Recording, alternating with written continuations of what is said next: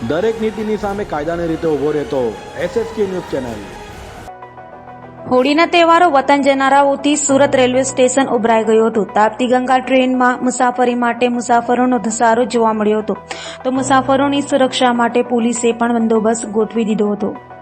સુરતમાં રોજગાર માટે અન્ય પ્રાંતથી લોકો સુરત આવ્યા છે, ત્યારે હોળી અને દિવાળીએ તહેવારોની ઉજવણી કરવા લોકો માદરે વતન જાય છે।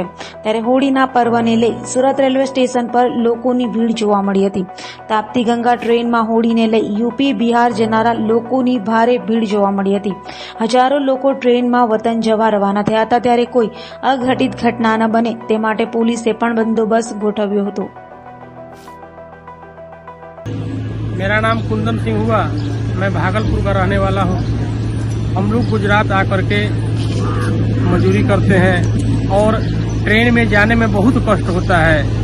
24-24 घंटा लाइन में रहते हैं, उसके बाद भी सीट नहीं मिलता है, काफ़ी परेशानी होती है।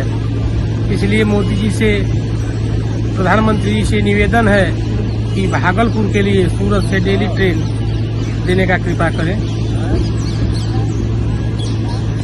उसमें नहीं, हम लोग डायरेक्ट गाड़ी में मतलब भागलपुर ही उतरेंगे तो इधर मतलब बदली करना पड़ता है ना, इसलिए और दिक्कत होता है। इसीलिए मतलब हम लोग डायरेक्ट गाड़ी से जाते हैं। દરેક નીતિની સામે કાયદાની રીતે ઊભો રહેતો SSK ન્યૂઝ ચેનલ।